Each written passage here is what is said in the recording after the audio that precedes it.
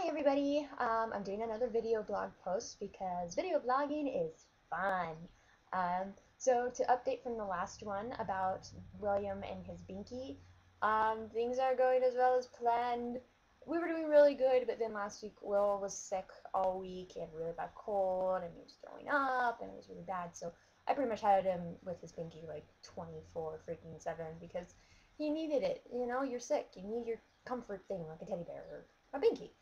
Anyway, so what I was wanting to do this blog about is something that I've noticed has been talked about in the news and on, talk shows and stuff a lot within the last 6 months, I would say, or so.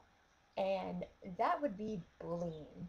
Part of the reason I wanted to talk about this is my husband Daniel showed me an article on the Blaze, blaze.com this morning about this video, and I didn't get to see the video because they had taken it down or something, but it was about there's this little skinny kid, okay, little tiny kid. He goes up to a kid that's literally twice his size, and he starts hitting on him and stuff.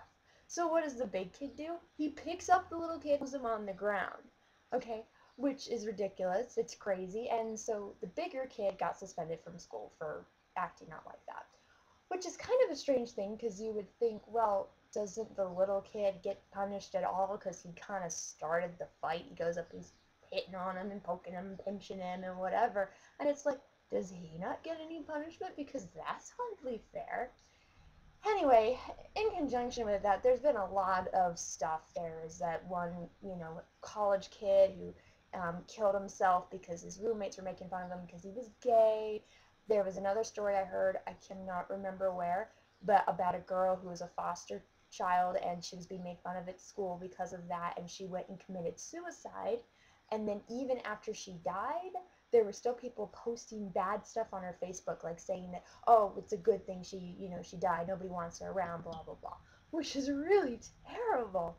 So I've been thinking about it, and what really bugs me about when everyone's talking about bullying and there's these different situations about these children hurting themselves or other people because of the bullying that they get and everything and how victimized they are, parents and everybody loves to point fingers at the school. They want to blame the school. They want the school to stand up and do more, which I find really stupidly ironic because, you know, we send our kids to school because we are hoping that this teacher that we're paying for with our taxes or whatever is going to teach our children the things we can't, like math or science or world history. The way it's supposed to work is they're supposed to teach our kids the intellectual stuff, the academia stuff. Okay, the character development, the moral building, that should be done at home. And these days we're not doing that. We're expecting the schools to do it. And it's good that they do because they've created these great character development courses and books and activities to do, and that's fabulous. It's good. It's good to reinforce that. And yeah, there are some people who have really crappy parents and come from really crappy home lives and they need something. But it's just funny because it used to be back in like my parents' days, back in like the 60s and 70s, teachers had a rack of paddles hanging on their wall so that they could beat the children if they were misbehaving. Well, we've said, that's not good, you can't punish our kids, that's bad, and yet now we want the schools to step in. We want the schools to do things that we have already tied their hands and made it so they can't do. It's ridiculous. We're contradicting ourselves constantly. And it just annoys me. I've got one of my best friends is a teacher, and I've had great teachers and bad teachers all through, my public schooling that I've had, and I just think it's unfair.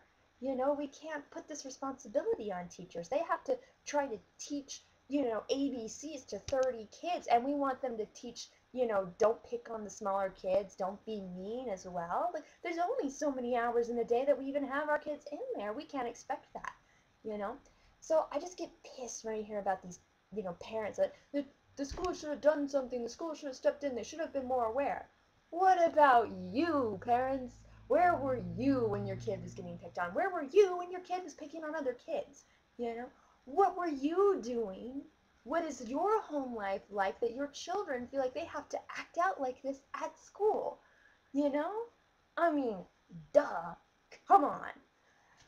Anyway, I think what's really gotten scary with these days is the cyberbullying, the Facebook and everything, where people are getting on there, and it's like these poor kids, they're never safe, you know, like they go to school, they get picked on, it's terrible, but then they come home and get on Facebook to talk to their friends or whatever, and there's all these mean messages on their wall, and that's terrible, and it shouldn't be like that. And I just want to, call out to parents and be like, hey, be aware of what's going on in your child's life. Whether your child's the bully or whether your child's the one being picked on, you need to know what's going on.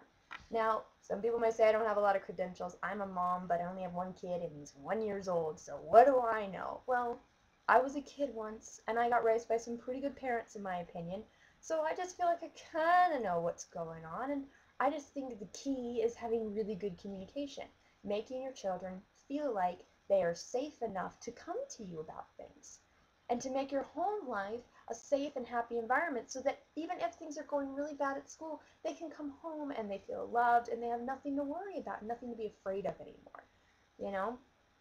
So that's my thing. Parents, be parents, do what your job requires, you pop that baby out, take responsibility for it, and don't expect the schools to do your job for you. Okay, that's not what they're there for. They're not capable of doing it. Be active, be involved, be aware. And that is all.